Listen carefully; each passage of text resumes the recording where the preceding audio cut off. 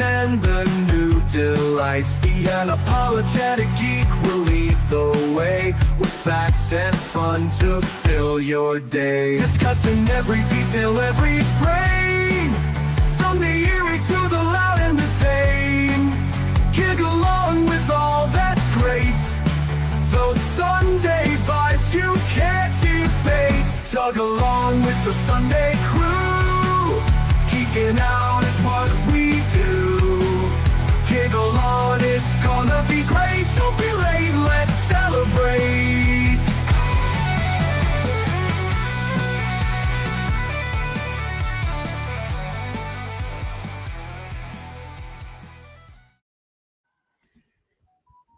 Hi.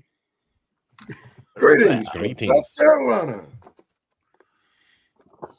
Welcome back to Chug Chat. Sorry, hold on. It's really dry. I still have internet, even though the entire outside world is just white out outside. But everything seems okay for now. So we're gonna do this. Yeah, as we discussed last week, this week we're gonna actually switch from space battles to sea battles.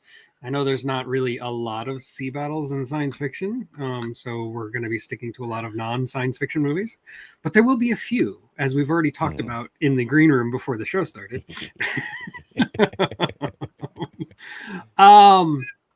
So, you know what? I'm going to say hi to the people in the chat, of course. We've got Donald Kunzer is here. Good to see you, as always. Just Kerwin. Again, good to see you. Michael DeCosimo, back as always. And of course, John Orchard. I see what you. That's funny. And of course, Indy here to fact check us in real time. You keep doing the good work, Indy. Gary Carpenter, he's back. Frozen, North Carolina. Yeah, like the one thing I'm lucky here in the Midwest, in St. Louis area, we didn't actually get any ice. It's just a whole bunch of snow. I would rather have a whole bunch of snow than like an inch of ice. I hate ice. And up north of me, they've got exploding trees and stuff. So I'm glad I don't have to deal with that.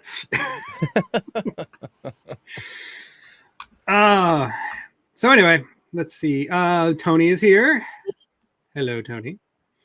This is hello, gentlemen, and Dan. Oh, the dead. See, I'm going to go ahead and get started because I wanted to talk about what I think is I could easily make this entire list about submarine battles because I'm a submarine movie buff. I love submarine movies, but I wanted to start with something that wasn't a sub movie. And I actually wanted to talk about what I consider to be the best movie for, old sailing vessels going ship to ship, firing broadsides at each other. My favorite example of that is Master and Commander. The Far Side of the World. I just watched that last night. The whole movie is just like this cat and mouse between two vessels. You've got the French vessel and the British vessel, the Surprise and the Acheron, I think. And yeah, like the battles in it are so gritty and real. Like I can't claim to know what an actual naval battle between, those kinds of sailing vessels was actually like. I was never there, but it feels more real than, like Pirates of the Caribbean or something, like you see the wood splintering and, hitting people in awkward ways and awkward places, it is gory without feeling exploitative, it's just showing you the reality of it without, trying to dwell too much on it. And it's exciting. And I actually think it's Russell Crowe in his prime. And I think that was actually like perfect casting. I've never read any of the books, but from people who have read the books and have talked about it, Russell Crowe is absolutely the character of Captain. I don't remember his name. Captain, what's his name? Yeah, Captain, what's his name? And yeah, there was a lot of real ships Jack and a lot of miniature. Aubrey, thank you, Captain Aubrey, right? And of course, the Aubrey Plaza.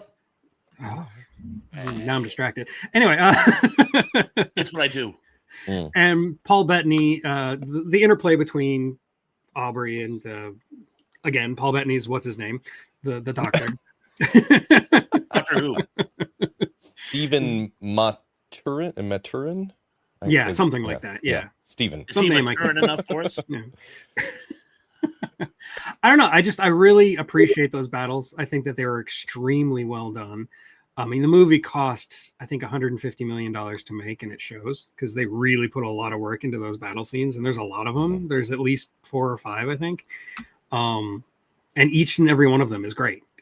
And you feel like the ship is being completely destroyed. You don't understand how these ships are still floating afterwards. Yeah.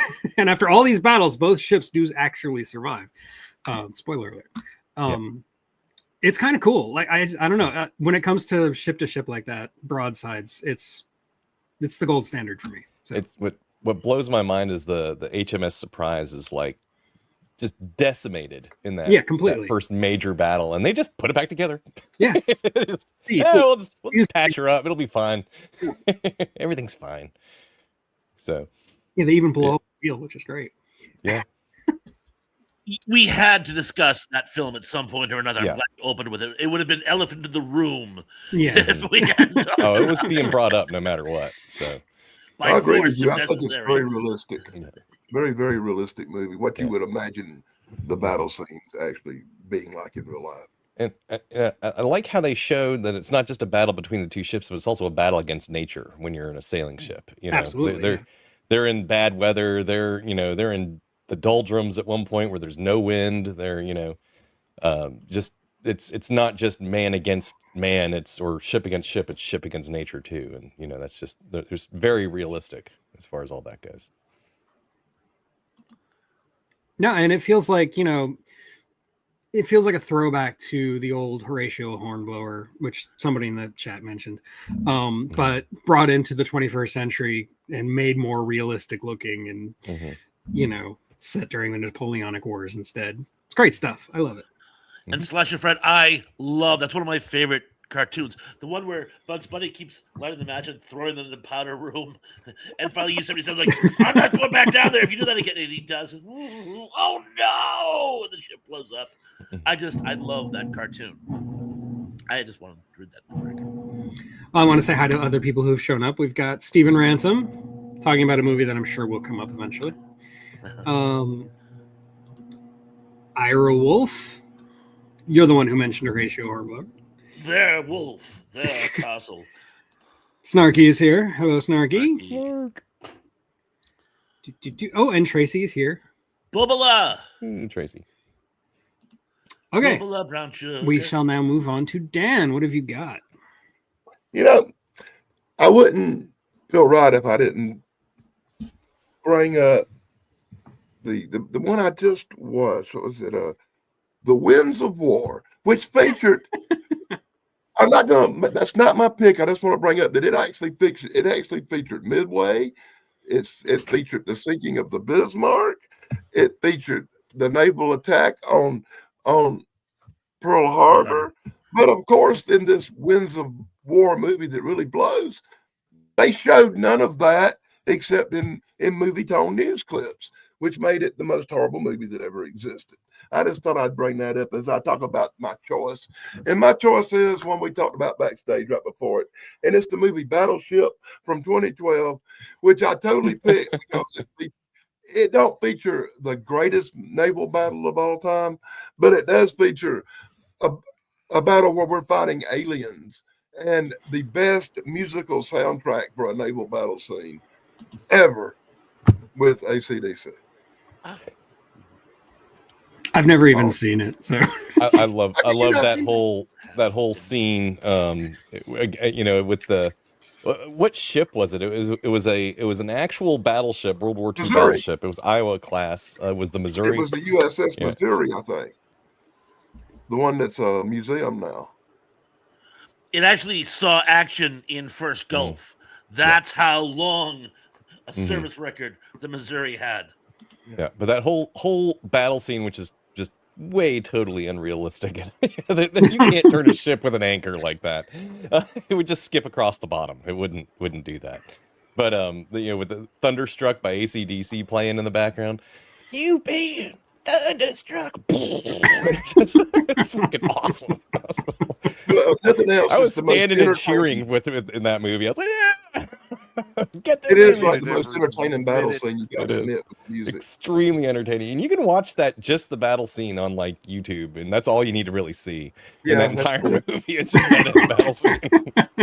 If you saw that, that's enough. You've seen enough of that movie, because the rest of it's kind of dumb. Trash As good as every Rihanna's acting.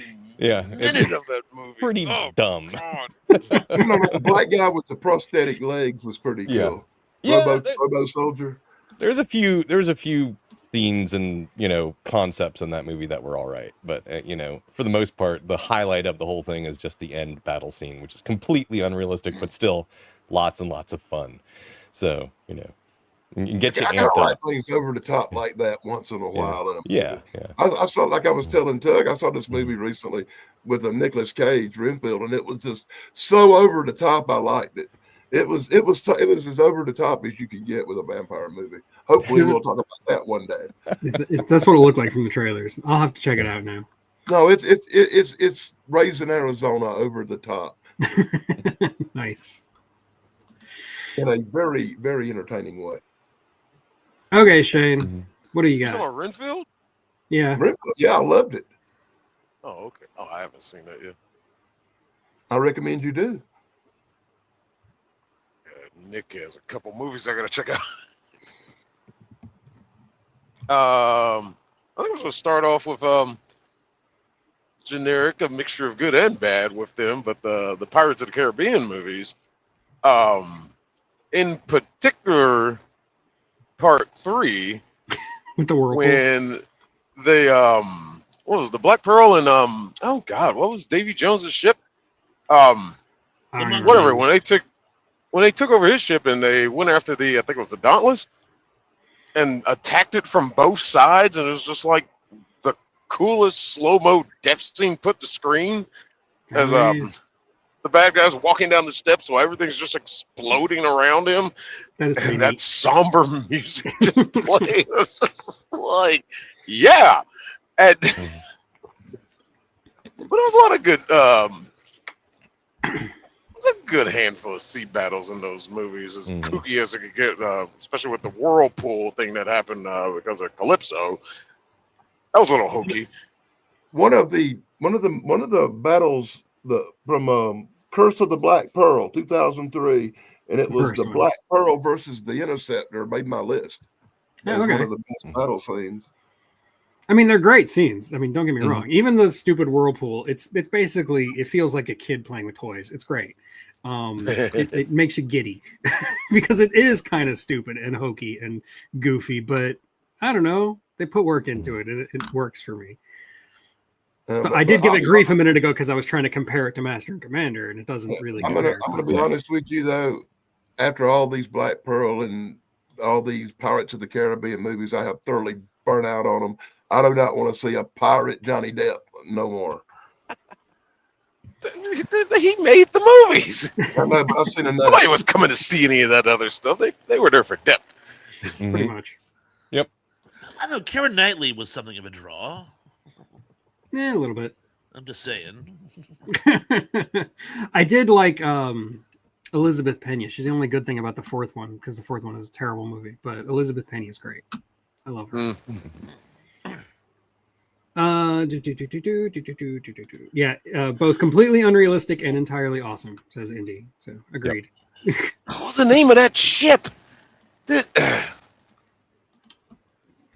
I don't remember. Pirate. Davy Jones's ship. Well, if it's Davy Jones' ship, wouldn't it be the Sea Monkey?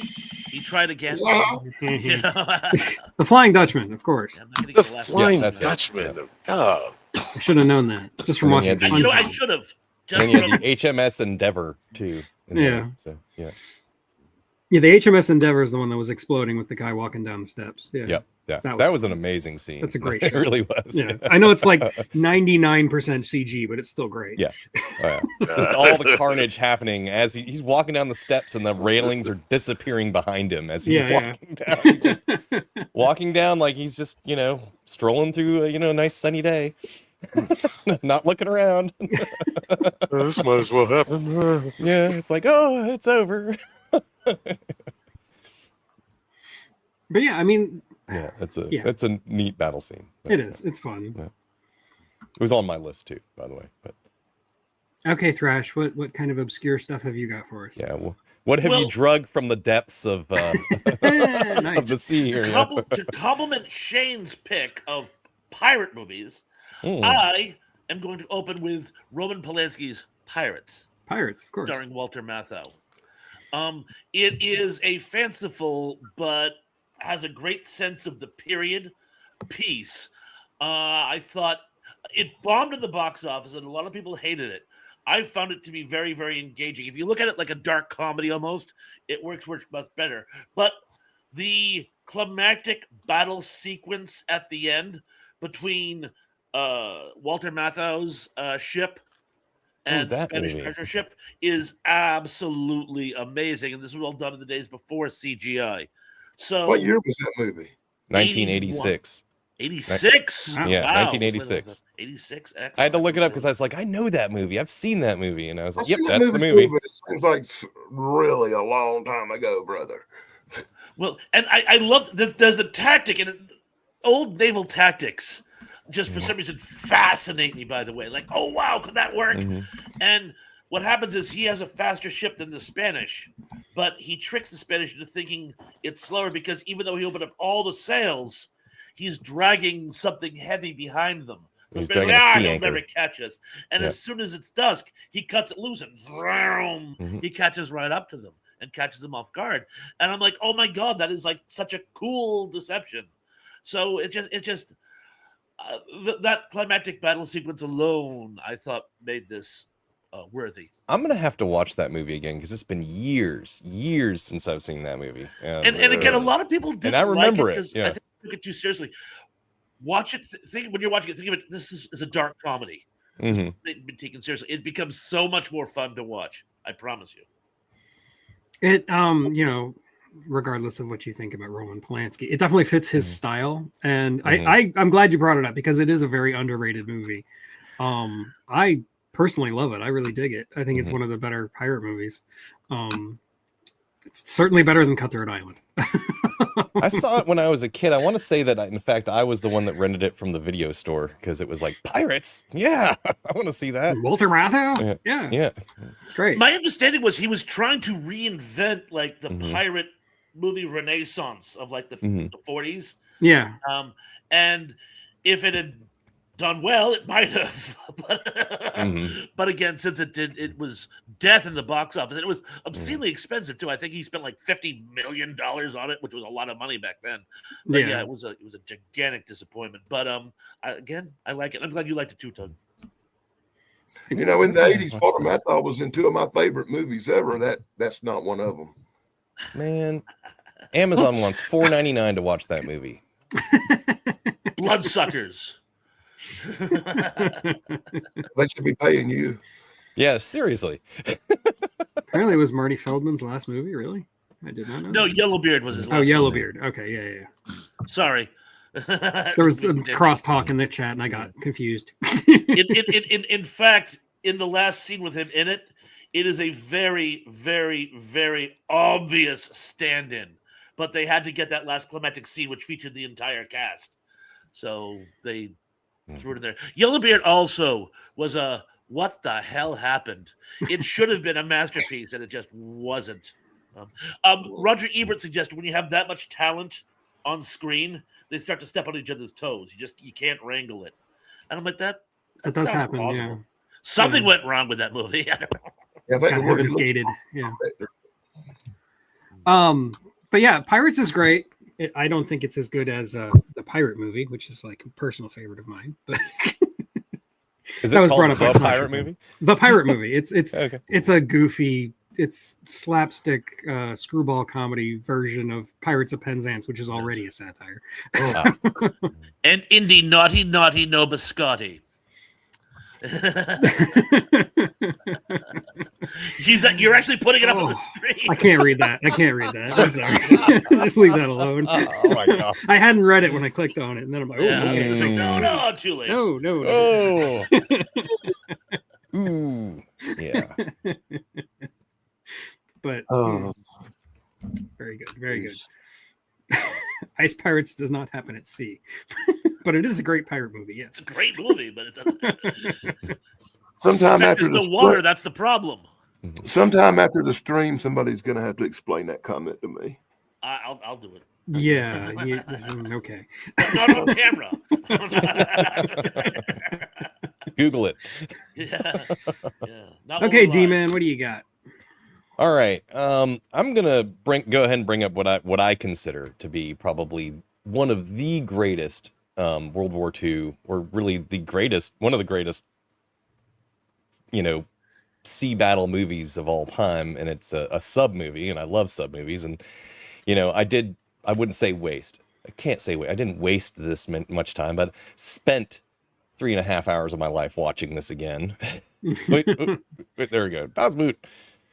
But Das Boot is, to me, like the most realistic sub movie of all time, at least for World War II, of how like cramped the quarters are, and just, it's dirty, it's sticky, it's wet, it's claustrophobic. The guys, I mean, could you imagine the smell? Oh God, yeah.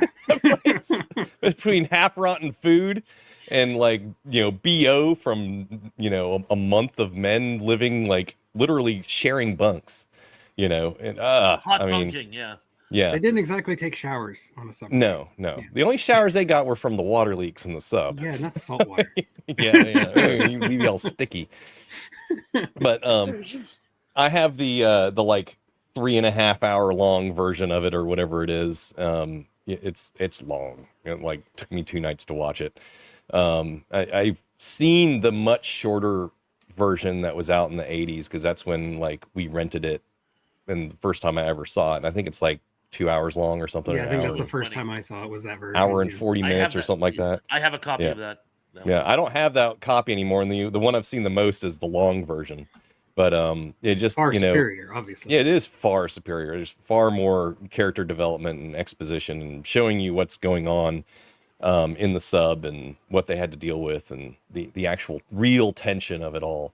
But just like the whole, cat and mouse game they play with the destroyers, and they like some of the, like, the captain's almost driven mad at one point, and it's like, and then the chief mechanic Johan. goes, Johan goes full friggin' claustrophobia, get me out of here, and loses his mind basically, and tries to climb the ladder while they're underwater, and they have to restrain him. It's just, I couldn't even imagine trying to do any, be in that situation. I'm a little bit claustrophobic myself, so I'd probably go nuts. But just the scene where he tests how deep he can go. Yeah. Like that scene alone is one of the most tense scenes ever put on film.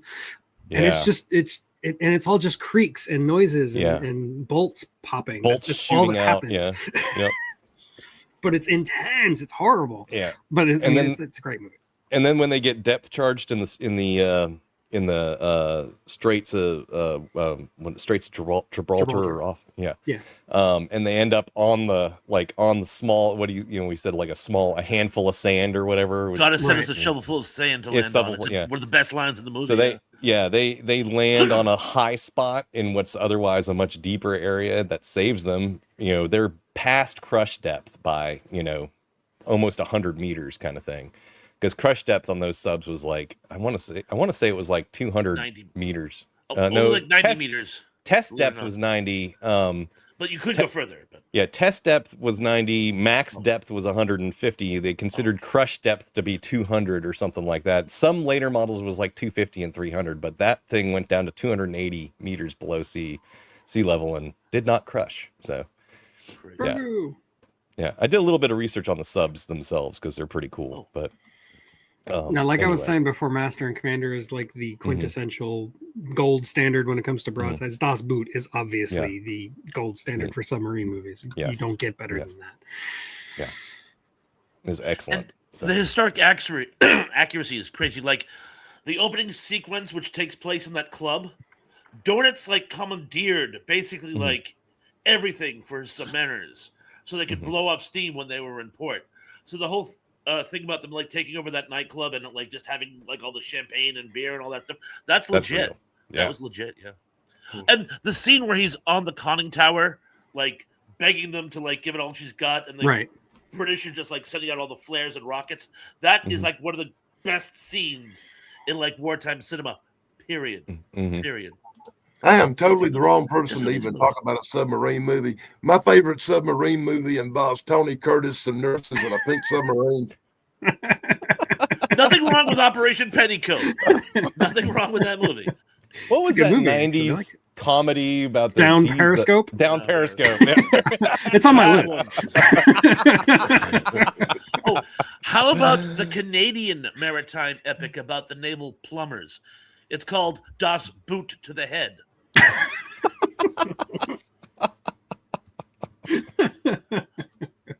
That's one of my dad jokes. Thank you. Yes. Excellent. Das Boot has just so many one. scenes. It's not just the battle scenes. I mean, just like even just a crew of German soldiers singing "It's a Long Way to Tipperary." You know, like it's got great stuff like that. It's 3.5 hours, but it's all good stuff. Like every scene. Yeah, but it don't got nurses. Well, that's true. Down Periscope does though. It has a female crew member.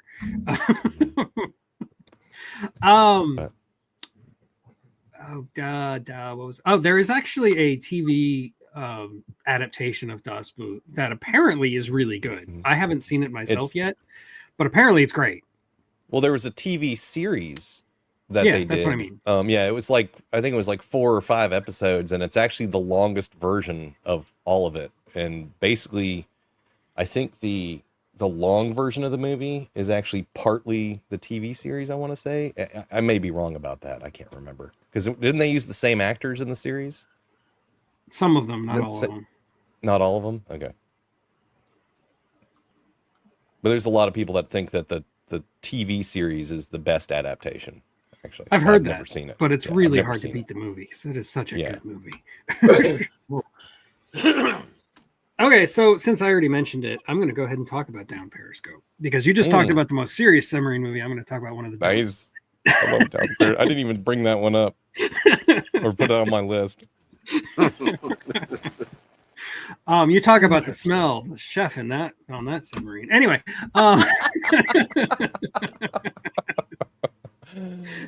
Down Periscope is such a goofy, stupid movie, but I love it, and it makes fun of. I mean, it's not making fun of. It's satirizing with respect a lot of submarine movies, including Das Boot.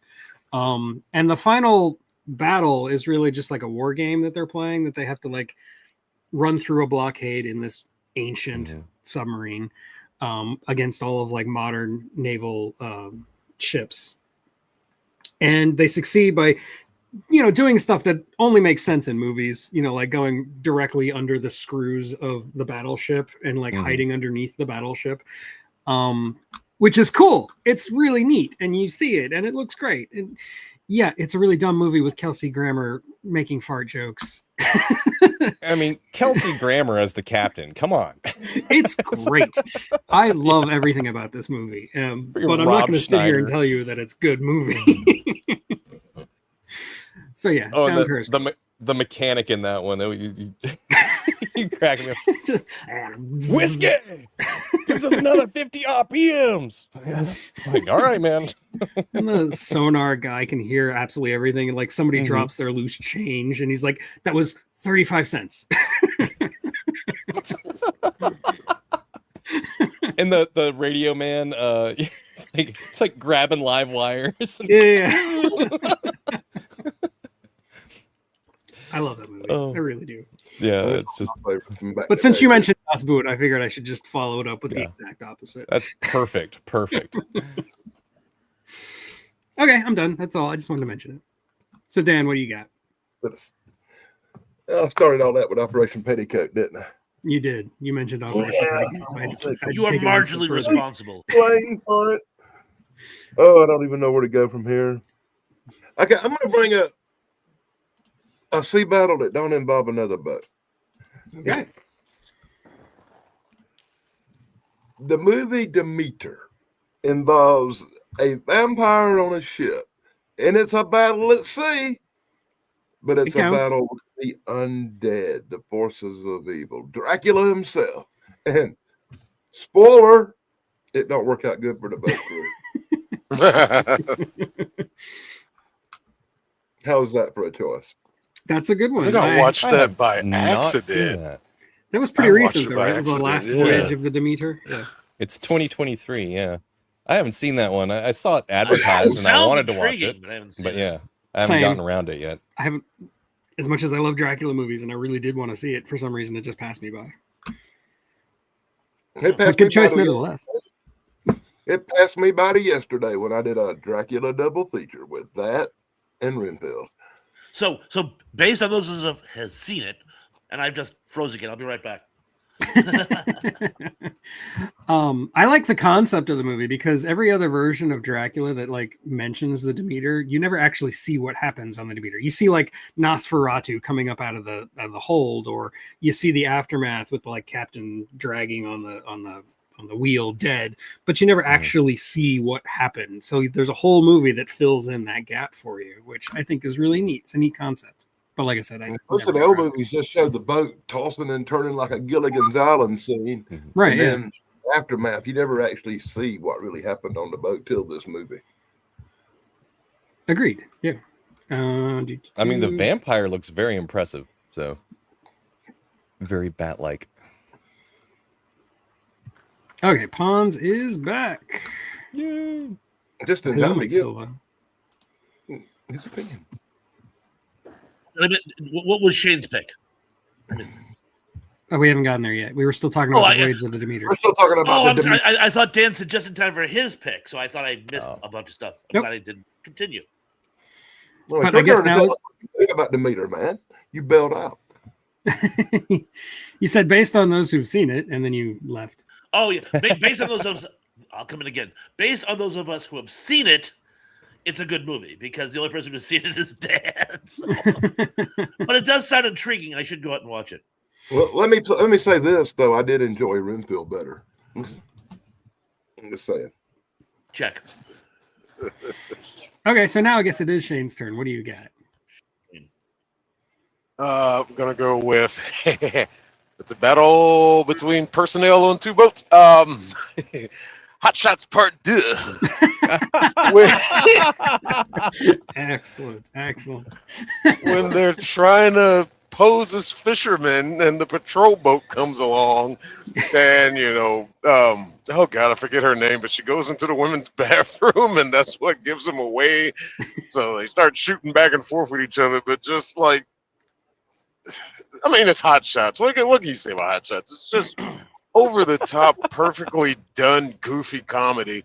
As they're shooting at them, like Charlie Sheen almost gets hit by a tomahawk, and it's like, where did that come from?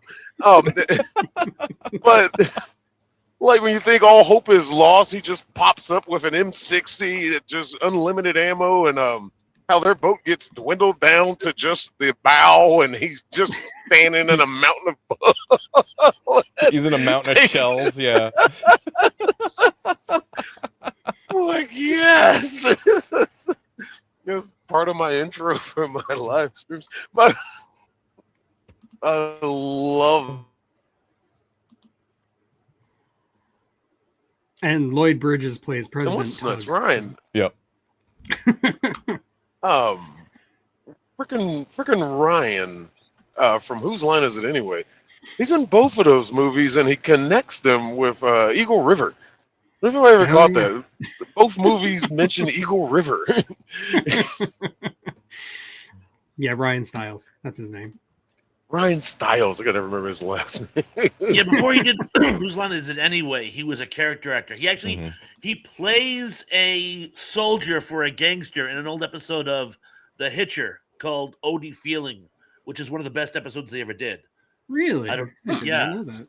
So is And that it- movie like 40 years old too? Huh? How old is that movie? What year did it come out? The Hitchhiker was a TV series. It was on Oh. HBO in the 80s. It was The movie he's talking about, the part dude. anthology. Or- Isn't there a scene where like Charlie from the Sheen 90s, yeah. and Martin Sheen are on Really? two separate boats going in the opposite direction? Yes. Yeah. Street, yes. They say I love you in Wall Street. Yes. Left in Wall Street. I love that movie. I have the Hot Shots movies. I haven't watched them in a while though, but yeah, that's a good one. I have them, and I'm not sure I've ever watched them. They've got great casts. They they do, got like yeah. Richard Crenna, Oh, yes. Rowan Atkinson, Miguel Ferrer. Yeah, so good. Okay, good. Like I haven't seen it in a really long time either, but I remember loving the Hot Shot movies. What's up? Oh, the sky has just opened up outside. Oh yeah, dear. he's fighting. The a deluge has thunderstorm. begun. Yes. We are now in severe thunderstorm warning territory right now. So They're talking about thunder snow up here in the Northeast. oh wow, So I could be, yeah. No. All I got is ice everywhere. It froze up down here. Yeah, if you see me drop and run, I'm going for the bathtub. So Fair enough. yeah, we got 40-mile-per-hour winds supposedly. Well, at some point, maybe gusts, whatever. But yeah, Texas Knight also wants to talk about Battleship. It's one of the first ones we talked about. Yeah. Hitchhiker precursor to Tales of the Crypt. Yeah, true. It was. I mentioned it was. Yeah. Okay. So Thrash. It's your turn again. All right, I have one more ironic pick. I'm going to say ironic. It's not really ironic. That's the irony. But a movie that you wouldn't associate with a naval battle, with one of the best naval battles in what I think is in recent cinema, Benjamin Button. The scene where the scene where the little boat he's in gets into a firefight with a German U-boat. It's only a couple minutes, but it's one of the most intense naval battle scenes in recent cinema. And it's funny because you don't think of it, oh yeah, it's a naval movie. It's not. But what happens is before the American involvement in the war, he's in the merchant navy and they engage in a German sub which takes out a convoy, and it's really intense. I'll take your word for it. I've only seen the movie once and I don't remember a thing. I don't Yeah, remember same You're in here. good company. Yeah. It's not a great movie, Yeah. but it's a great scene. It's an interesting concept, somebody that ages backwards, but Like Merlin. Yeah. It was written by F. Scott Fitzgerald. I guess the novelette is better, but this I is an remember English reading history it a long class. time ago. Yeah. Like I think I read it in high school. It was not written by Ambrose Bierce. So, oh, by the way, and for those of you who still don't think that they're watching everything you say, remember how last week I was talking about Ambrose Bierce? Today, when I was having my coffee, the Ambrose Bierce library came up on my suggestions. And I'm like, stop listening to me. I'm a crackpot.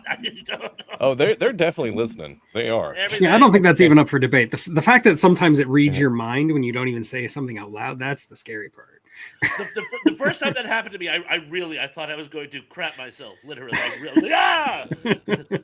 It's scary.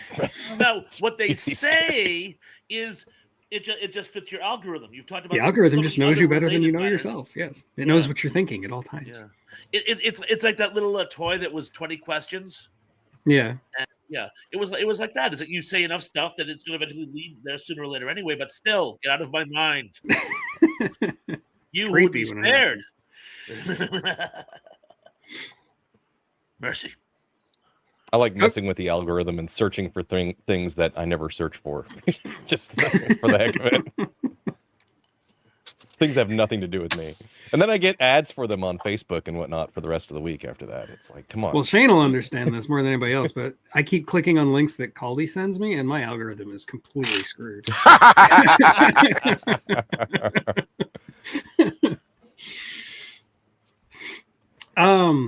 Okay. So Benjamin Button. I mean, it's a good choice, but I think it was a little too obscure for all of us because I don't remember. I've seen that movie and I don't remember that part. Exactly. Like, yeah, same with me. I remember he was part of the Merchant Marine and he came back to New Orleans or whatever right after all that or something like that. And anyway, you can find the clip on YouTube. I did. Yeah. So if I'll you have watch an it, interest. But yeah, I promise that's my last ironic pick. Everything else will have navies in them. okay. Shane's drinking the Kool-Aid. Well, he's got to do things. He's working. He's on the job. Driving through frozen hell at the moment. Okay, Demian. Yes, Demian. D-Man. Hey, that's what my cousin calls me. Damien. My whole life. Damien. I don't know where that came from. Okay. Damien. But anyway. Baron. I'm gonna go with one I didn't even really know it was know about this movie until I was just looking up sea battle movies, like trying to get ideas for what to watch or what I have watched and so on and so forth. But Greyhound from 2020, Tom Hanks. It was I believe an Apple TV movie.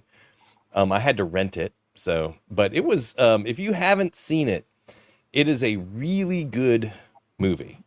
Just it's intense battle scenes. It basically Greyhound is Tom Hanks is the captain of a destroyer that is escorting a convoy through the what did they call that? The Atlantic Gap, where they couldn't get airplanes from either side, so they couldn't get air cover. So you're through this area where there's, you're fair game kind of thing. They go up against a U-boat wolf pack. So there's like 5 or 6 U-boats all coming at this convoy, and he's only got a couple of other ships with him that are, I think there's 3 other ships with him that are, helping defend the convoy. But it's kind of like one, so Das Boot is from the German U-boat side of the story, and this is from the convoy destroyer side of the story. So it's like interesting. Okay. I kind of watched them one after the other, by the way. So it was interesting to see both sides. But it's a fairly realistic, though there are some maneuvers that are like, I don't know if the boat can turn that sharp, but okay, moments in it. But it's just, it's one battle after another kind of thing. And also, there's a personal side to it where Tom Hanks is the captain and he doesn't go to bed or really eat much for he's on his feet for basically 50 some odd hours during the entire time that it's happening. The Mid-Atlantic Gap, that was it. Yeah. So, the Black Pit. Yes. We know what makes this movie really good? Have you seen it? Yeah. You know what makes it really good? What? Is he don't talk to a ball for 2 hours.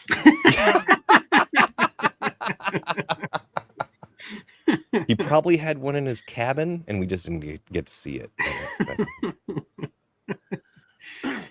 After watching movies like the one where he's sitting on the island for 2 hours, this movie was a pleasure. I'm serious.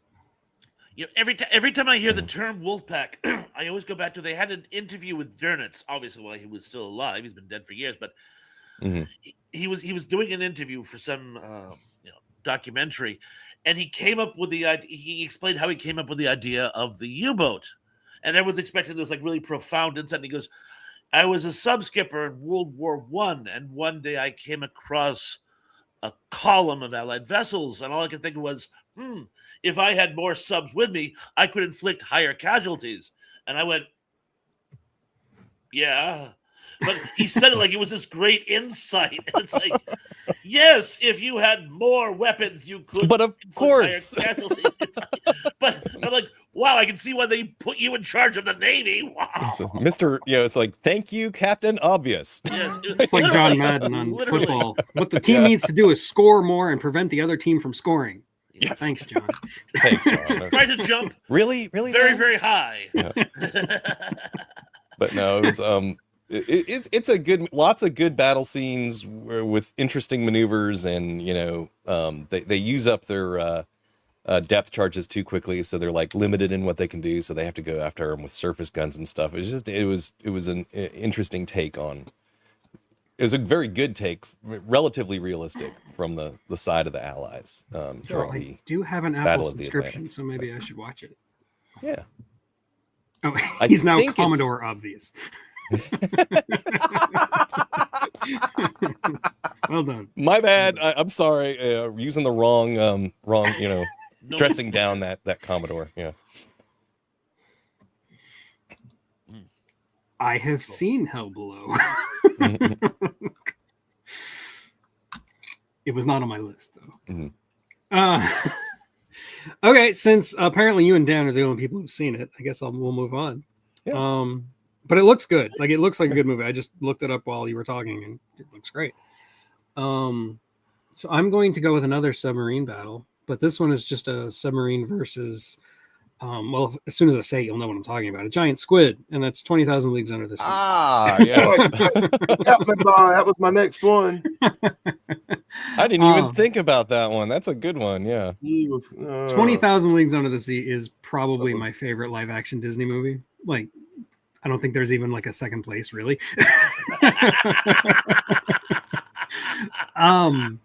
This is the movie that really introduced me to James Mason and Kirk Douglas, and oh man, this movie's great. Peter Lorre, but yeah, the battle of Captain Nemo's ship, the Nautilus, against the giant squid is iconic.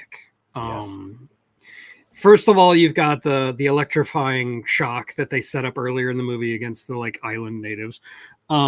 But then you also have the actual battle, like on the surface of the ocean in the middle of a horrible storm with the squid, latched onto the ship and like grabbing people. And, you've got Kirk Douglas standing on the top of the submarine with a spear going after the eye of the giant squid. I mean, that is movie magic, man. That is great stuff. And the only reason it's a storm, of course, is because they didn't want to show too much. Because didn't want to see that it's really just a big rubber suit. And the sets and the special effects, all practical, were amazing for 1954. I mean, incredible. That was it was incredible. So I've seen that movie probably 20-30 times in my life because it was on TV so much. But yeah, I grew up with that movie. Yeah, it was like my mother loved that movie, and I have a lot of love for that movie. That and Journey to the Center of the Earth. Those two. Of course. Another James Mason movie. Yeah, exactly. I was gonna say, speaking of Once again, Tug, thank you for ripping the curtain right off. That was my next choice. I had it all planned out. I was going to talk about Kirk Douglas' singing and how it made me sick. Yeah. It's a Disney movie. There's got to be singing in it somewhere. Kirk Douglas' voice. Yeah. I almost said Top of the World. Yep, Top of the World. Island at the Top of the World is pretty damn good. It really is. It really is. And what was the other one? Return of the Castaways, Revenge of the Castaways. The one with Haley Mills. That one was also pretty good. Sorry, Indy's got me thinking of Bela Lugosi squirming with the tentacles. Ah! Iconic image. No, I can see what that would. But no, in 20,000 Leagues Under the Sea, the actual like the tentacle coming inside the vessel. I mean, that's great stuff. So good. I love that movie. And the beak on the the beak on yeah. Does it go when it opens? It was scary as a kid, right? It was scary, yeah. I think my favorite part of the movie was the design of the Nautilus. I love that. Oh yeah, it's the best iconic. Yeah. That's one of those things that you can improve upon. It's like the time machine from George Powell's The Time Machine. Every time they try to improve on it, it's not as good looking as the original time machine. And one thing about Journey to the Center of the Earth and Voyage to the Bottom of the Sea, bite my tongue, 20,000 Leagues Under the Sea. It's a different submarine movie. Yeah, all together. But it shows that you can deviate wildly from the source material and still have an entertaining movie. Yeah. Because, hot take, 20,000 Leagues Under the Sea is a boring-ass novel. I don't like it. And the less said about the Journey to the Center of the Earth 20th century, the later remake it completely sucked. Absolutely sucked. With Brendan Fraser. The Brendan Fraser version, yeah. We don't need to talk about that. No, and we won't, although we did. I apologize. But yes. So, what else do you have to say about 20,000 Leagues Under the Sea, Dan? Other than Kirk Douglas' singing made you sick. I love the movie, though. I love Submarine. That's one of my favorites of all time. I grew up on Disney as a child, and that was a go-to movie for Disney. It was on 3 or 4 times a year. I probably watched it every time it was on. I grew up in Orlando, and at Disney World for the longest time, they had like a 20,000 Leagues Under the Sea ride where like you actually went down in the Nautilus and they actually did get attacked by the giant squid. You see a tentacle come up against the window and stuff. And that was awesome. I'm sad they got rid of that. They should still when I heard they got rid of that, it was like when they got rid of the Star Trek experience in Vegas. I'm like, are you kidding? Why would you do that? They got rid of Mr. Toad's Wild Ride too. Like, what is wrong with you people? Fascists. Everyone loves Mr. Toad's Wild Ride. Yeah. Philistines. Nowhere in particular. I get more than the movie. Go back anyway, but still. Okay, so Danny, what's your next pick? Oh, I'm still trying to get her in the fact to jerk the rug right out from under me on 20,000 Leagues. That was my big one. That was my big score. You know, I appreciate Tug sending me this. And since I talked about Dracula Battle at Sea, I'd be messed up if I didn't talk about my favorite show, Kolchak the Night Stalker, where Darren McGavin battles a werewolf at sea on a cruise boat. It's one of my favorite at sea battles of all time. Even though it's from a TV show, I would put it against anything released in the theater for the 10 years prior or 10 years after this episode of The Night Stalker, which made more waves than actual movies about werewolves did at the time. Waves. Especially around that time. Werewolf movies at that time were terrible. Yeah. It took until the 80s Renaissance before you got to werewolf in this 1973 TV series blew most things away involving werewolves for the time. Yeah, and I'm impressed Kolchak got away with half the stuff it got away with for 1973 TV. And then on top of that, it featured a array of different monsters. You got your monster feel with this show. Yeah, it's great. I completely approve of that. Like, that is actually one of my favorite episodes of a show that did not last nearly long enough. Must confess I haven't seen it, so I will have to just take your word for it, which I will. Yep. Which I will. You know that all these episodes of Kolchak the Night Stalker are up on YouTube. You could watch them. You could experience the greatness of this series yourself. I've seen a lot of them. I just haven't seen that one. It's like there's not that many. Like, how many episodes are there? Like 20? 24, I believe. Yeah. Maybe if you count the movies, I think maybe, hold on. Yeah, if you count the 20 episodes. 20 episodes. There are still episodes of Night Gallery I haven't seen. I'm ashamed myself. 20 original episodes. I can rest assured I've seen all 20 of them episodes multiple times. Yeah, me too. Now, and you're absolutely right, Slasher Fred. The X-Files is literally from the template of Kolchak. Yeah, I mean the showrunner behind the X-Files openly admits that he's basically just ripping off Kolchak. Chris Carter, yeah. He went as far as trying to get the Kolchak, Darren McGavin, to play the Kolchak character in a episode of the X-Files. They tried. He chose to be an FBI agent instead, which I thought was a kick in the crotch. But okay. Okay, Shane, are you there or are you busy? I'm guessing he's busy. I'm here. Oh, there you are. I'm here. I had to get some fuel and I'm inside the store. But understood. Yeah, I'll throw a hokey one out right quick. I mean, you kind of got to mention this one. Waterworld. I expected Damien to bring really? That final not battle. on my list, believe it or not. Sea battles with jet skis, man. It's great stuff. You're right. Not to say it was good, but it was just the one part with the guy who was stuck inside the tanker, who always stayed below, and finally when the planes came down, he was like, oh, thank God. Yes. It's like that made the whole movie. Yes. We're down to 5 feet of the black stuff. Do you want a bag? No. Okay. Take a bag. But that movie as a whole was, it was absolute schlock. Mm-hmm.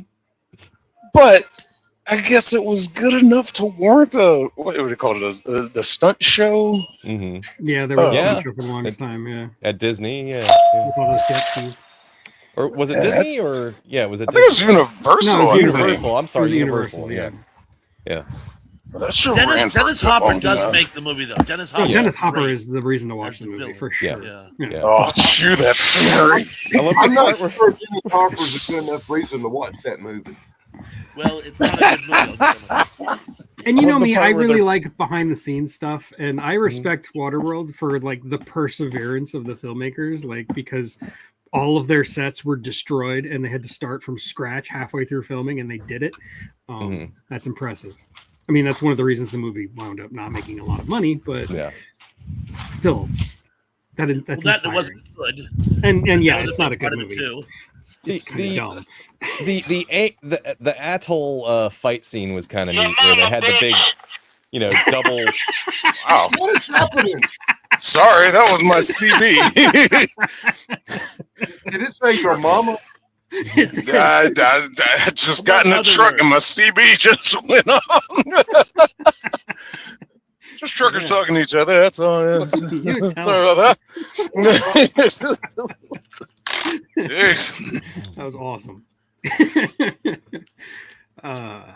Damien, what were you saying? Oh, it's the atoll battle where they got the gunboat with the big double anti-aircraft gun, and they're just punching holes through it, and the guy's just like, and fucking takes out the boss's fuel ship or whatever it was. Yeah. Anyway, it had some decent battles in it for sure. It was interesting, but a horrible movie otherwise. I actually think the thought it was a action great scenes in movie. the movie are great. Yeah. Like I Mhm. don't have any negative things to say about the action scenes. Mhm. It's just that the plot and Yeah, Kevin Costner's acting. Yeah, Kevin Costner playing Kevin Costner as a He wasn't even merman. trying. He was playing a phoned-in Kevin Costner.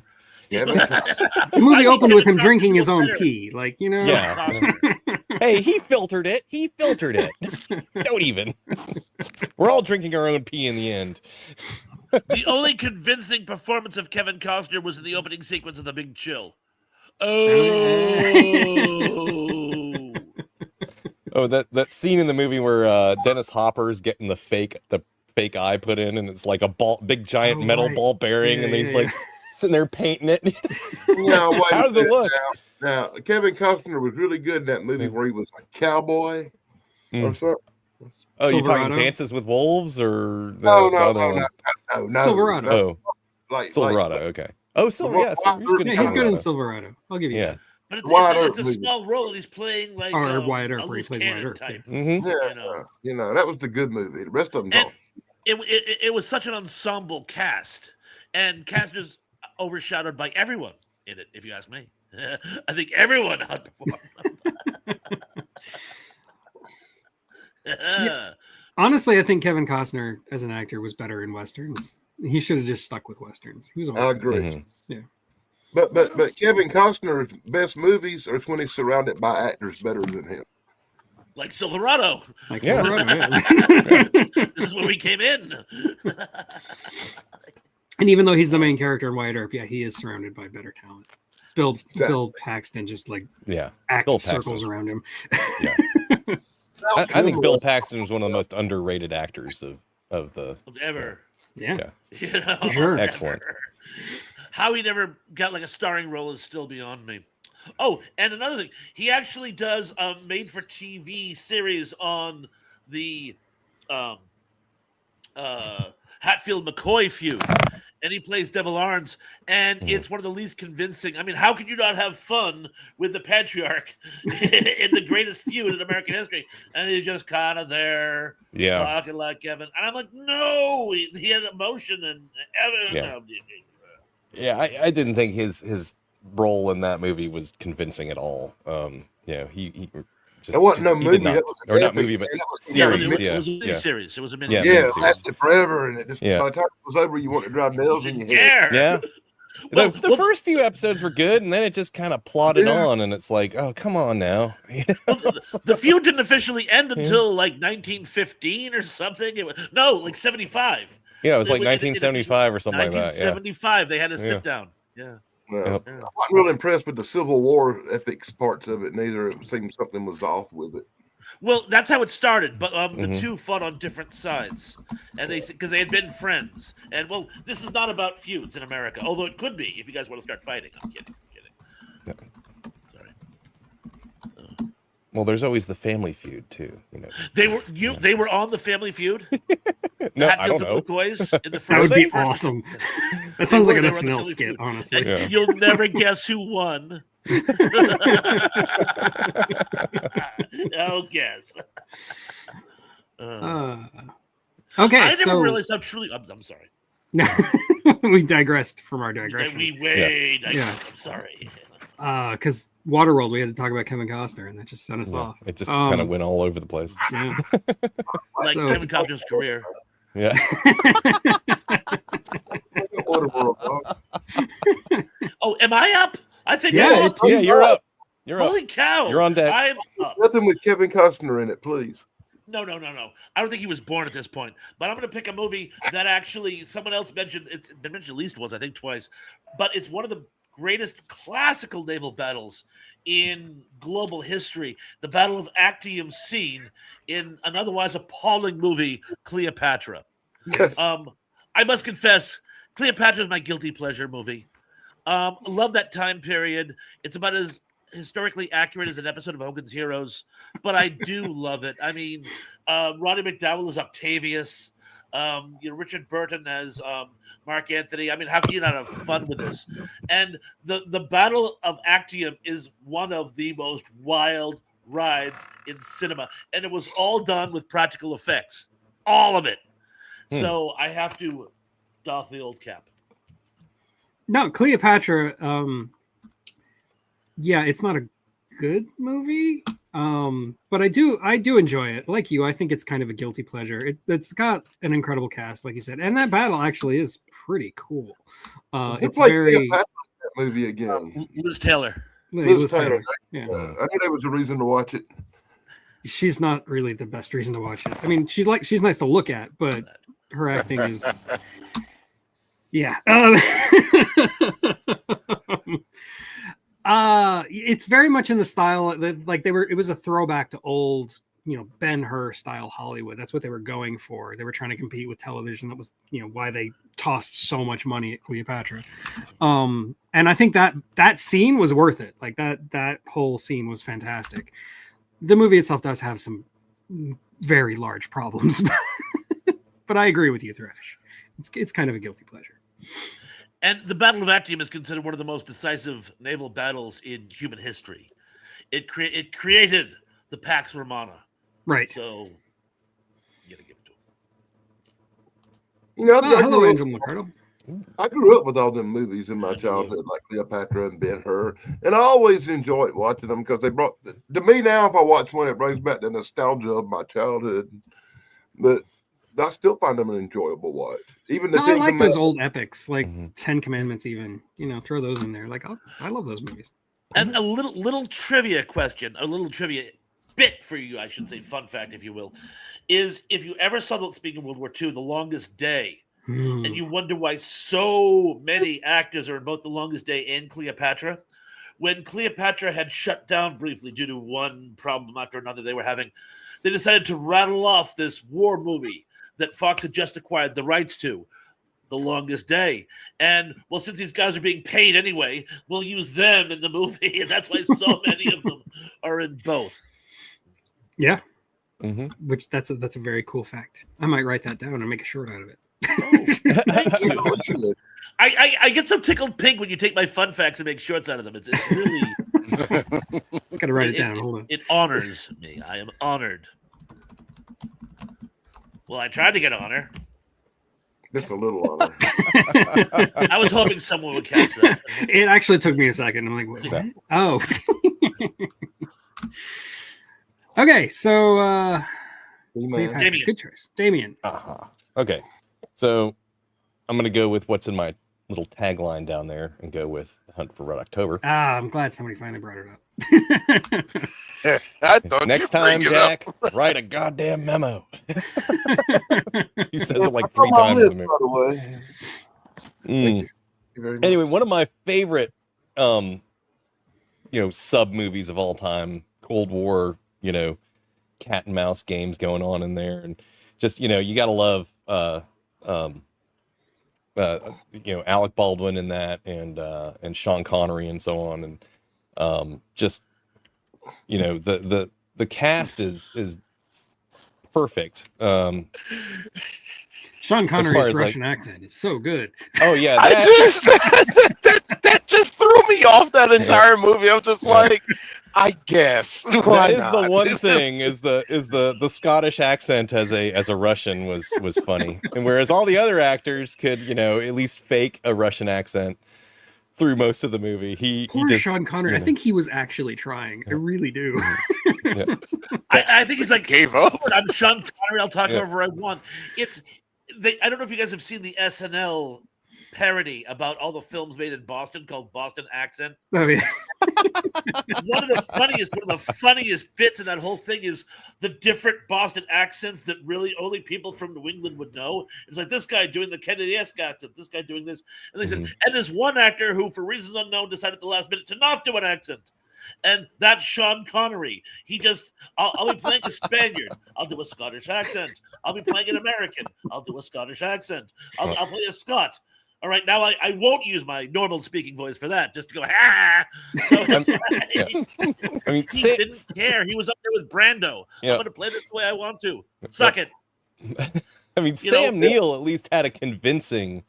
Sam Neill I bought. I totally bought Sam Neill. Yeah. Well, in the 1979 movie Meteor, John Connery plays an American scientist who works for Russians and still uses the exact same voice. That's kind of what I was going for. And Tim Curry. Tim Curry. Yes. There's Tim Curry's in there. You got James Earl Jones. You got Scott Glenn. I mean, it's like an even all-star the evil cast, Russian commander of the other submarine that they blow up later in the movie. Like that's Stellan Skarsgård. Young Stellan Skarsgård. Yep. You got Jeffrey Jones in there. I mean, yes. Even Gates McFadden makes a very brief appearance in that movie. Yes. Jack Ryan's wife. Yeah. Yes. And she is as beautiful as always. She's the doctor. She took an entire season off of Star Trek to do that. but Tim Curry playing it totally completely straight. Unintended. Yeah. Just so absolutely. It was, and he was convincing at it. He was really convincing as a Russian naval doctor. And I'm like, wow, I would have never believed he could have done anything but play a pantomime. It's one of the only examples I can think of him like taking a role that seriously. Like, ever. Even in serious movies, usually he's goofing it up. Like in he's the comic relief, and it works. He always makes it work. So it was amazing. And you're right, Sam Neill, and I love the fact that like, and because it's something we all do, particularly Americans, because Americans are not a cosmopolitan people, but any people who have fantasies about other country always have these like wild, crazy, like where the blank did you come up with that? And his just idea of what life would be like in America was just it was just so amazing to see that. I'll have a house in Arizona and another one in Montana, and I'll drive my SUV in between, and I'll grow rabbits, and my wife will cook them. And I'm like, where are you getting this? Yes. Do you think they'll let me live in Montana? He's got a great death scene where he basically says, "I always wanted to see Montana." Yes. And as much as I don't like Alec Baldwin. Like, I really don't like Alec Baldwin. I think he's actually probably the best Jack Ryan. Yes. Of all the actors who play Jack Ryan, I think he's the closest to the actual character. I think this is one of his best roles, honestly. I agree. That he's ever played is as Jack Ryan in The Hunt for Red October. But he really is amazing in it. The scene where it dawns on him what the Russians doing before anyone else. Son of a bitch! Son of a bitch! And hits the. You have something to add, Mr. Ryan? Yeah, that's such a convincing scene. Yes. The only thing I think of, and it's funny because it's not a starring role, but the only thing that may have outshadowed this movie is his supporting role in Glengarry Glen Ross. I thought he was outstanding. Okay, he's pretty good in that too. My blood ran cold in that movie. Of course, he was playing it exactly like my father. Every person who's ever met my father, I've showed that scene. I go, who does that remind you of? And they go, okay. Thank you. Okay, thank you. Yeah. And allegedly, that teddy bear he had is the same teddy bear that John McClane had in Title. Really? Allegedly. No. Really? I've heard it from several sources. It's like, it's the same bear. And I was like, oh. I'm prepared to believe really? It. Like, wow. Is this the famous director who takes that bear around and sticks it in all his movie story? Probably. I don't know that story, but okay. That bear may have been somewhere else. I'm not sure. Yeah, there's a story out there about this director guy, and he's got the bear and he puts it in all his movies. I heard it somewhere. Well, they're both John McTiernan, right? So yeah. I don't remember. Another thing I liked about it was the hotshot navigator, because this is true. They would navigate through the mountain range in the Mid-Atlantic. That's how they could get so deep. But the problem is they couldn't see, so they had to do not dead reckoning, but they would judge their speed, and they knew how the distances between the things where they had to turn. And the guy, he's a hotshot. He goes, you could paint my windshield shut, and with a map and a stopwatch, I could fly through the Rockies. But then they keep having him change it. No, we've changed our speed, so redo it. And the third time they have him redo it, he starts like, because with each recalculation comes the greater chance of error. And it's subtle, but it's just so wow. Yeah, like the tension and all of that is palpable. It's just such a great movie. Yeah. And then they have to evade the torpedo by getting so close to the wall that they damn near hit it, and the torpedo hits the wall instead of them. Yada yada yada. That whole scene is interesting, and it's a good scene. Whole set of or series of scenes. And then that great line at the end. We're missing another Russian sub. We need your help. You've lost another one? Oh, I love that battle at the end where the submarine actually comes out of the water and the Dallas or whatever it is. You're like, oh, he scared him out of the water. Blow. Yeah. Captain scaring him out of the water. So good. Yeah. And then, of course, when their submarine blows up underwater and they see and they think that their captain just died, it's so good. Oh, I love that movie. God, I want to watch it again right now. The one scene that always stands out is when they drop the torpedo that's going after the Red October and they explode it on purpose before it hits. And you just see James Earl Jones's hand come up and he or come off the button. He's like, You heard the torpedo hit the sub, and you heard the sub explode, and I was never here. Shows him his hand, I was never here. I want to see this movie again now. I really do. I really do. So good. Yeah. Oh, it's a great movie. Yeah, it's one of my favorite scenes. Yeah, and I have it on. Connery, boy. I have it on such an old DVD that it doesn't even automatically go stretch to screen kind of thing. I have to go into the settings and blow it up because it's got the added bars on the side and whatnot. So anyway, Chris, my brother, how you doing, man? Yeah. Hello, Mr. Wilkinson. Ratings. Yeah, and one thing that people don't often remark about Red October that I think needs special attention is the sound work on it. When my parents first got a whole movie theater stereo surround put in their bonus room when they were pretending to be rich, the first movie we watched was Hunt for Red October, and the sound in that movie is so intense. It's good. Excellent. Yeah. I was watching it and hold on, sound issue here. I was watching it this morning, or I didn't get to finish it. I watched it up until the battle scene starts, kind of thing. But, so everything but the battle. Yeah. But the rest of the movie is good too. I know. I've seen this movie so many times. I know it all by heart, basically. But I was watching it and I was listening. I was actually sitting in the middle of the couch where I'm perfectly centered between all the speakers, and I was just thinking to myself, I was like, man, when you hear the water sounds around the submarine, you can actually hear it coming around you, while you're sitting there. They did an excellent job on the 5.1 mixing on that soundtrack or whatever, or the sound for the movie. I think it was originally done in surround sound, but they upscaled it to 5.1 at some point. So, oh, nice. Yeah. But yeah, even the scene Indy's talking about where you hear the torpedo bouncing off the hull. If you listen to the movie in stereo surround, you hear it. Yeah. It's great. Yeah, it's excellent. Oh yeah, Scott. Good pick. Good pick. Of course. Okay, so Hunt for Red October. We got enough time for each of us to have one more quick one. Okay, good. Let's see, which one do I want to pick? Don't do it. Okay, let's talk about some mini subs. Let's talk about the fight in the Abyss. Between a completely crazed Michael Biehn and his mini sub versus what's her name in her sub, Mary Elizabeth Mastrantonio, I want to say. I never thought about this one in a million years, boy. It's great. He's trying to chase down Ed Harris in the water, and he's all by himself. He doesn't have a mini sub. He's just out in the naked ocean by himself. And Michael Biehn he's got deep sea sickness or whatever. He's got the tremors, and he's gone completely insane.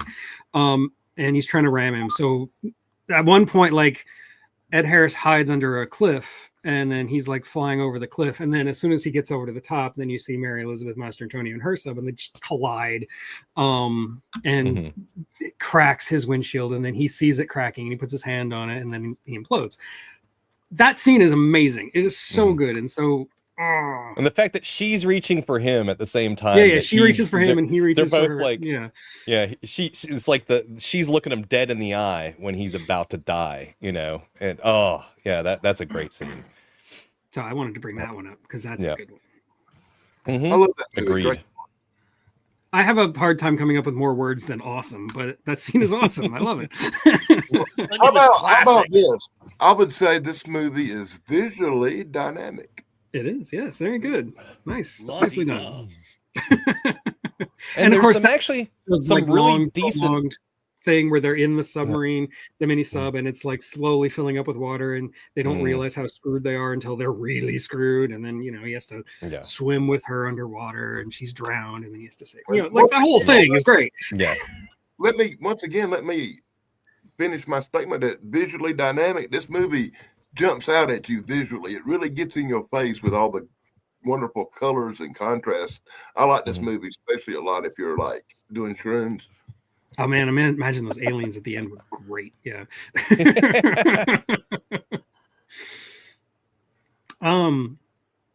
Yeah, The Abyss. And the CGI in The Abyss, that's CGI done right. And it was really early CGI, like that's what I was just about to bring up. Was that some really good, really early CGI that they, compared to what they could do today, and that you can tell it's CGI, but it's convincing. It's still incredible. It's convincing, Yeah. So. But say what you will about James Cameron, but the man knows how to do special effects in his movies. Yes.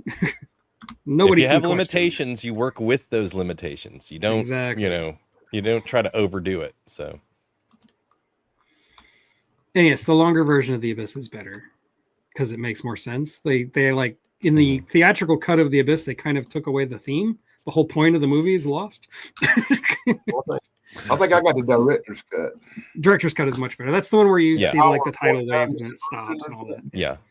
Director's cut definitely is better. Yeah. Much better. Yeah. Anyway, I got two of them. I got that and Deep Star 6, which could be another great. Deep Star 6. I really want to cover that one on my channel one day. You definitely should. I love Deep that Star movie. 6 is like the ultimate underwater monster battle movie. Completely agree. I like the way the monster looks in Deep Star 6. It's better than the giant the glowing crustacean bubbles in the other movie. Yeah, that came out the same year as Leviathan, and I like Leviathan as like cosmic horror, but Deep Star 6 is such a better movie. Yeah, and it was a cheaper movie, so that's true. That's the surprise with it. Yeah, so is it on me real quick? Yeah, interesting. So we're not going to talk about this next week, are we? No, I think I'm going to change subjects next week. Thank God. Okay, I only got a few more on my list. Thanks to people picking my choices, I'm running out of choices. But I'm going to finish up with my last choice today, being probably the greatest naval battle movie ever made in 1976. That would be Midway with my guy, Charlton Heston. Now, I couldn't get through one show without talking about Charlton Heston, werewolves, and vampires. So I think I got all my choice. I got all my stuff covered today. Well done, sir. I think everybody will agree that Midway was probably the classic best of the 70s war movies, and definitely the best of the Midway movies. You've seen the latest one, right? It's arguably the best naval battle film in history, period. It's the best of all time, if you ask me. Yeah, probably. I can't come up with another one to compete with it. Yeah, that. Well, Tora. I was about to say Tora is pretty close. I'll take Tora. They're basically the same movie. Okay, we'll talk about that in a minute. Yeah. And there's a deleted scene in Midway where they talk about the earlier battle of the Coral Sea, which for some reason they were only showing on like the Hallmark Channel or something. There was one network that actually hadn't used to air it, and so you can see the complete version. And it's funny because it's a really good battle segment in its own right, but it also sets up the later drama. I mean, they talk about it off camera, like, oh, well, the Coral Sea is important because of the X, Y, and Z. But I thought it was very germane to the plot. So if you can see the complete version with the Coral Sea battle. Try to get that. But it has an amazing ensemble cast. It's really historically accurate. They did take some liberties for Hollywood drama, but it did. It pretty much get there. Ed Nelson plays a what do they call it? Judge Advocate General, JAG officer, who is Charlton Heston's old best friend, who plays a scene opposite Heston. And Ed Nelson, who's a great actor in his own right. You old sci-fi fans would sure see him in this and the other, but he plays a scene opposite Charlton Heston and upstages him. And that fact alone, that you could actually watch a movie where Charlton Heston is upstaged in a scene, is worth watching it, period, just for that alone. But again, the battle sequences are absolutely outstanding. And you really get a feeling at the end of it that the Japanese really, really, really realize, yeah, this isn't going to go well for us. We bit off more than we can chew this time. And you feel that. You really feel that. It's very well conveyed. I mean, I can't add to that. It's pretty much. As you can tell, it's one of my favorite films. Midway's always been my favorite. The one with Charlton Heston, not the new. Well, yeah, the 70th century. Let me point that out again. Just in case. I'll make sure everybody knows we're talking about the original here, not the remake. His son is Edward Albert, son of famous character actor Eddie Albert from Green Acres. Any relation to Fat Albert? Possibly. We can't rule it out. Okay, Shane, what do you got for your last pick? We'll do honorable mentions when we're done. Don't worry. Yeah, I'll save these other two, but this one just popped in my head. Now, stay with me on this one. Titanic. Several battles were lost in that movie, like man versus greed. Greed won. Man versus fame and camaraderie. Yeah, man lost. Machine versus nature. Yeah, machine lost. Common sense and a life of, comfortability to living with a street rat. Hi, Rose, looking at you. She lost. She was so used to comfort, she didn't see more space in that door. Good on Billy Zane for getting out of there. But it's just really the whole enjoyment. The whole battle of man thinking they're so invincible. It's just like, yeah, we built it, and it lost to an iceberg on its first trip. It's just like, oh, well, that was a short battle of time. It wanted to make the run as quickly as they could and set a record. Yep, you lost that one too. It's just I see that as somewhat of a sea battle. It's just not less, just man fighting with himself, sort of say. I mean, it's a great movie. I mean, you take the Jack and Rose stuff out, it's a great movie. Oh, it's not. Titanic is a great movie. Piece of crap. It is. Oh, and if you've seen the original black and white TV movie, James Cameron basically ripped off the entire script of that movie. James Cameron ripping something off? The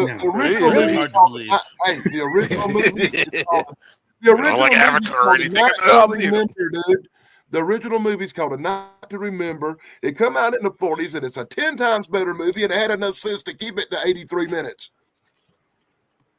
A Night to Remember is also a good movie. VHS. Anyway, by the time Titanic's over 3 hours later, you're praying for the ship to sink in it to go down, boy. Titanic, the 90s Titanic is a romance movie. It's with the Titanic sinking at the end. That's the way to look at it. It's not, it's drama, romance with, a not so surprising ending. That's about it. Ship sinks. I don't know if it really. There was enough room on that door, Rose. God damn it! But it is a great movie. I think. I know Dan yes, disagree, but I think Titanic is a great movie.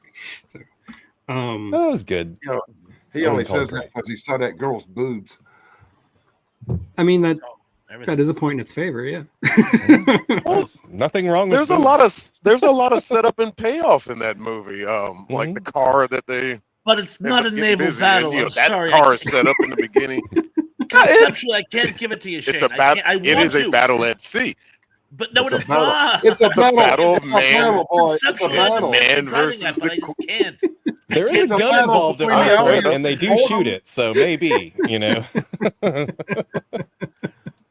I want to give it to you. It's but by far the biggest stretch of the night or day, whatever. But and that's like it's a pretty stiff competition. And I thought, Any excuse to I thought talk about Dunkirk Titanic is was fine. I thought thinking of putting Dunkirk on my list was a stretch. Yeah.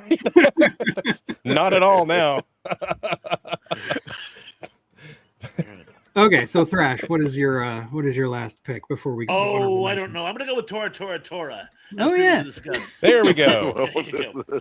Tora. And- By the way, this makes a wonderful double feature with Midway, although you should watch it first. Those are both good together. And I the thing I loved most about Tora was for the Japanese side, it was a Japanese film. You know, it was all Japanese production and whatnot. And they had firsthand accounts. If I remember correctly, both Genda and Fushida were still alive at this time. Yes. At least one of them were, but I believe they both were. I think so. And they Yeah. and they were both creative consultants for the film, which I found delicious. So the dialogue is actually legit. Some of the things they actually said to each other is actually how it played. There's a great scene where one says to the other, "You outrank me, so it must be true," which is an old Japanese slang, military slang, where it's just like, "Yeah, you're the boss," you know.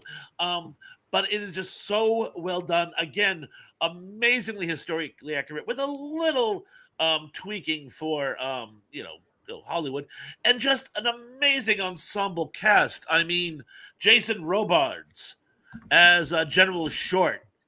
He steals the movie. He's only in, I think, 3 scenes, and it's a must watch. And it shows all the tension leading up to it on both sides. And Toshiro Mifune as Yamamoto is just absolutely amazing. And I can't think of the guy's name, but he was Admiral Kondo, who was an actual person. He was this like very eccentric naval strategist, and he would lock himself in his room and study plans for like days without leaving to bathe or anything. And that was legit. He used to do that when he went into the zone. So I thought that was like a neat fun fact. But anyway, yeah, I can't stress how great Tora is, and a great companion with Midway. Yeah, excellent movie. Yes. Man, My brother is sending me see that pictures from on- Florida where it's like 83 degrees. You can see that on AMC usually around Memorial Day. Yeah, It's 70 here right now, but tomorrow it's going to be 23 degrees in the morning. ew. Right, Like it's 70 going to degrees. drop Where the from hell you 70 at? to 23 overnight. That's a big swing. Yeah. You in the That's a panhandle, lot of right? degrees. Yeah, he's in the panhandle. Yeah, I'm in the Panhandle. The panhandle. Basically, I got lower news for you. Alabama. It's 24 degrees here right now with a sheet of ice 3 inches thick on the ground, and when the wind blows, it's got a wind chill of 5. You people get 2 digits? That's great. What I'm what in the concerns house. me is that it's been pouring down rain, and then it's going to drop below freezing overnight. So it's like, are the roads going to be covered in ice tomorrow? Hopefully it dries out in time. We'll see. Everything's covered. Mhm. By the way, Anyway. my proposed make your own pizza franchise when I was in college, it was going to be the next best thing to Fuddruckers. The name of it was going to be the Panhandler. That's pretty good, actually. I like it. Like it. That works. Thank you. Okay. That was the only good idea of the entire franchise idea, though. Okay, but you're absolutely right. You can't talk about Midway without also talking about Tora. Yeah, those They two go hand in hand. They Yeah. go hand in hand. That's right, Yeah. man. It was that late 60s through the 70s, World War II movie era there, where they were That's where all the best Knew what they World were War doing. II movies come in. By knew the what way. they were doing. Your Usually, stuff yeah. overrated, man. So I don't disagree, really. I mean, unless it's Spielberg, you're probably right. I will. Saving Private Ryan it might be the exception to the rule. Exactly. That's what I'm saying. yeah. Um. Okay. Okay. So, So, my Damien, turn? your last pick. Run Silent, Run Deep, Good 1958. choice. my take on this movie, so I'd seen it a long time ago and then watched it again this past week, but my take on this movie would be it is Moby Dick with submarines. Basically, you got Captain Ahab chasing after his great white whale, the battleship that sunk him, which we find out, spoiler alert, it was a submarine that sunk him. Yes. Not a battleship. But and he gets them It's like both. my So battleship. anyway. So that's just the gist of it. It's Moby Dick with submarines. But it was a good movie. I liked it. Burt Lancaster, did great job. Clark Gable, you got Jack Warden in there, Don Rickles, I mean, good movie overall.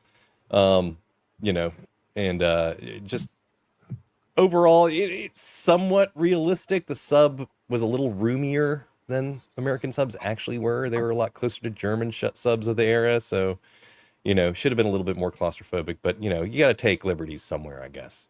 Make it look like the American submariners were living in a much nicer space than they actually had. But is what it is. So yes, directed by Robert Wise. Yep. Good movie. I liked it. Anybody else seen it? Oh yeah, Oh, I've seen it a of million course. times.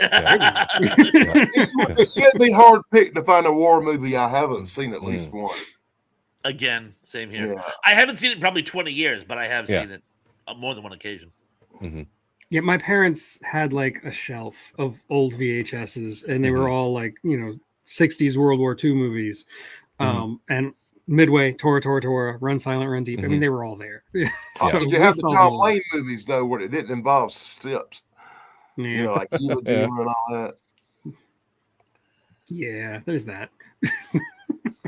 Like I said, most of the old war movies I seen when I went to compile my list didn't involve sea battles and involved islands like Guatemala Canal and stuff. It was a Those lot were of sea war invasions or island amphibious movies invasions. more in the water movies. But a lot of those had naval engagements as a part of it, where Yeah. Yeah, like landing on the and beach if enemy's you kind want of to count stuff. that part, It's like watching one of them Nazi war movies. Most of them take place after we land on the beach. Oh, yeah. That's true. I prefer the Eastern Front anyway. And it was too quiet on the Western Front. No, just the biggest engagements were all in Russia. So Yes. Some of the bloodiest battles were all in Russia, with the Biggest and bloodiest, the yeah. highest body count ever, kind of thing. So I'm not cities leveled. minimalizing all the Yeah. shit that happened in the West, but the East is where the shit really got real. Pardon my language. Yeah. Okay, so we're already over time, but let's go ahead and do all our honorable mentions because I still have a few on my list, and I do want to change the subject. We'll do something else next week. I don't know what yet. This was fun though. But I'll start with let's see. You've got your James Bond movies. Thunderball specifically has that really long, extended underwater fight with the Spectre forces. Good stuff. And also For Your Eyes Only, the guy in the dive suit with the big helmet. And the claws. Never crossed my mind. Those count for me. I did have Jaws on my list, but we don't need to talk about Jaws. Okay, here's a joke one that I had on my list was Star Trek IV, the Klingon bird of prey versus a whaling vessel. Okay. Here's another example of a great scene from a terrible movie, and that's Pearl Harbor. The entire attack on Pearl Harbor is really well done. The movie is awful. It's one of the worst movies ever made. I won't recognize it for this discussion. But then, of course, I still have some more submarine movies that we haven't talked about. The Enemy Below, U-571. I could keep going, but that's enough for now. Those are my honorable mentions. What do you got, Dan? I was going to bring up U-571 too, but have you ever seen one that's really good called Crimson Tide? Crimson Tide, yeah. That's the one with Crimson Gene Hackman and Tide. Denzel. It's on my list. Yeah. One of my favorite submarine movies, but I guess the best honorable mention I got would be the one we didn't talk about, would be the 1960 movie Sink the Bismarck. Oh, great movie. Yeah. And I thought that was one of the best naval battle movies ever made. Much so. Yes, very much so. So much that I probably should have brought it up before The Night Stalker, but I wanted to get my werewolves and vampires in this episode. And you're right. If you really wanted to talk about Godzilla, you should talk about Godzilla -1. There is a really good battle between fishing vessel and Godzilla. Yeah, well, the biggest naval battle involving Godzilla also involved Matthew Broderick, so I didn't bring none of Yeah, that that's up. not Godzilla. That's a big iguana. Yeah. It's more Over of a to him. T-Rex, but anyway. Next, Okay, Shane, what are your honorable mentions? Well, my worst one I had was I think it was Blumhouse, now the Atlantic worst Rim. one you have is Hot Shots Part 2. Asylum. The- Asylum. That horrible ripoff they did of Pacific Rim. I don't know why I've seen that movie twice, but it's just horrible. Quite a few parts of that movie were actually shot right here in Pensacola. Really? Yeah, I did not know that. that was an interesting thing I found out not too long ago. It's like what made no sense believe about it. that movie for me though was Yep. like how they're individual pilots in the mech suits, but they just easily are in and out of them.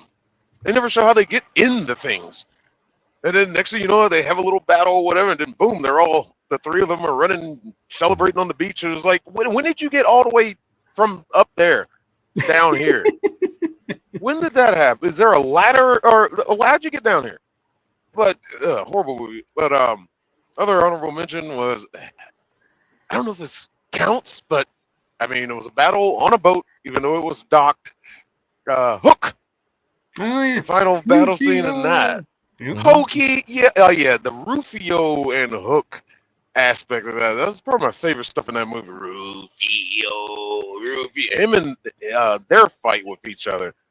Probably enjoyed the most, and I teared up a little bit when Rufio died. And It's good. Robin Williams gives that serious, like, oh, now I'm mad. It's just like, oh, there you are, Peter. And but yeah. No, I thought about Hook, and I think somebody in the chat mentioned it right at the beginning. But yeah, Mm-hmm. Hook's great. Oh, and I love Not Dustin really. Hoffman as Hook. Oh, Dustin, it's one of Dustin Hoffman's best. Yeah. I thought about it And, for 2 seconds on my list, and then I said, hell no. Bob Hoskins as Shmi. He's great too. I just had an apostrophe. Okay. Oh, and who was the female that played the one guy that got put in the boo box? Oh, who was that? Oh, Glenn Close. Glenn Close, yeah. Didn't know that till years later. Yeah, me neither. I had no idea. Any more? Nah, that's it. Okay, Thrash, what do you got for your honorable mentions? Only two that I really have to mention, and I'm frozen, but I can still mention things. Is Such ventriloquism. Cold War thriller with Richard Whitmark and Sidney Poitier, the Bedford incident. Oh yes. The coolest thing about that is you never actually see the enemy vessel. It's a Russian sub that never rises, but it's still there, and it's very thriller. And the other one is a World War I period piece with Lee Marvin and Roger Moore shout at the devil about men trying to take down a German capital ship in World War I in Africa. That's a great movie right there. It's such a great movie. It inspired Motley Crue to make an album. That's true. Yes. Yeah. Shout. Shout at the devil. Shout. Damien, honorable mentions. You guys got almost all of them. Captain Horatio Hornblower, 1951. Hornblower. Yeah, of course. The Battle of River Plate, 1956. Ooh. Yeah, it's a decent one. And then there's some really good naval battles in Game of Thrones. That's true, actually. You're not wrong. Not to so The just crab like feeder. all of them as grab them all together, put them together. That's that counts. So that's about it. That's all. I got. Okay. I'll buy it. Yeah. Did you ever see the naval battles in Crossbones? I think it was more of a show than a movie, though. No idea what you're even talking about. So. 2014 with John Malkovich. Oh, okay. A pirate thing. Mm. Lots of battles and stuff. I don't think I've seen that one. Okay, All so right. I think we've covered it. Everything. Crash, what do you got going on tonight? Well, Danny, is it us tonight or am I No, solo you're on your tonight? own tonight, man. That's what I Everybody's- thought. Okay. Yeah, Yeah. I got a message from you, and I was a little cryptic, but yes, I will be going on tonight at 7. It looks like we're not going to be getting the power outages, just a lot of snow, but no power outages. So I will be broadcasting tonight at 7, and it's going to be a bring your own topic, sort of like a casual Q&A. But tonight's trivia question is going to be on the vast career of Stephen Root. Oh, I love Stephen Root. He's Hey, great. get with me, Con, sometime Don't take this a week, stick. and we'll try to set something up for next week for us. Sounds like a plan. Yeah, And- it's been a rough week around here, and everybody's having the weather problems, and I hadn't even talked to Sarah. Oh, poor thing. But Yeah, I know again, she this was has been a sick last, blast. like a few days ago. Yeah. Everybody's sick, man. Tim is has health issues. Everybody in California, anyway. You know what I'm saying? Well, I mean, they're sick by default because they're in California. California. Okay, so I do have a review dropping in 20 minutes on It Conquered the World, starring Yay. Western icon Lee Van Cleef, and a young Peter Graves. Wait a minute. That's the Yes. one about the big worm. No, A big onion with claws. basically, yeah.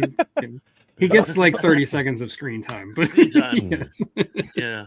Getting conquer the world, dude. No, And he didn't. an The title amazing is a total lie. Should they Dick be Miller called in a great supporting role. San Francisco Bay or something? it conquered a small lake in California. It didn't conquer anything. It like hid in a cave the entire movie.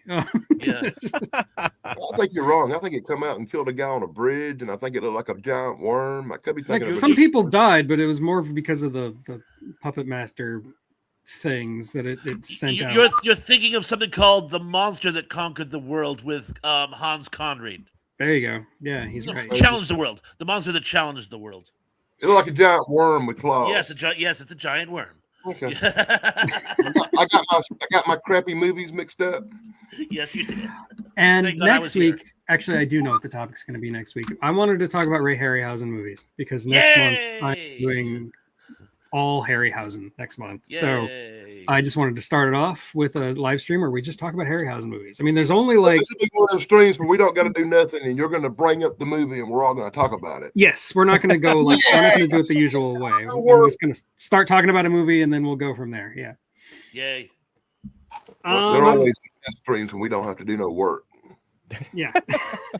Wait, Half the what's the fun of name? doing this is doing the work. I mean, it's like going on a vacation. Half the fun's the journey. Yeah. No, he puts, You get he to puts watch the these on movies. top of me, man. It makes me have to do like a lot of work to try to find out naval battles, man. Like, I I went can on remember one 3 before I family leave for- vacation drive, and I'll never do it again. I swore I'd run away from home if it ever happened again. It was a nightmare. Well, Dan, if you really do want homework, you should watch all 15 Ray Harryhausen movies before next week.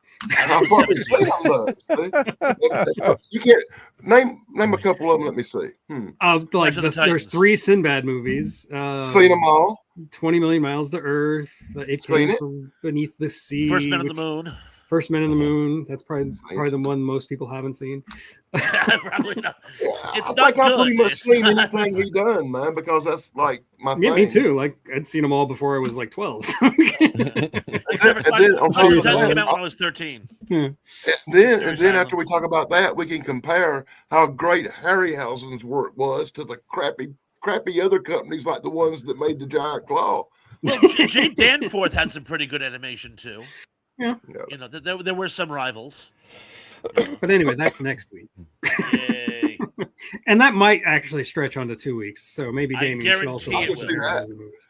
We'll spend the first show in Clash of the Titans. I was about to say. I think maybe we'll go in chronological order. So you should just Okay, watch deal. his last 7 or 8 movies, Damien. Okay. Okay. Cool. So yeah, I that's think it. I have And Clash of the Titans, so that should work. Yeah. I know I got almost that within one. arm's reach. It's right there.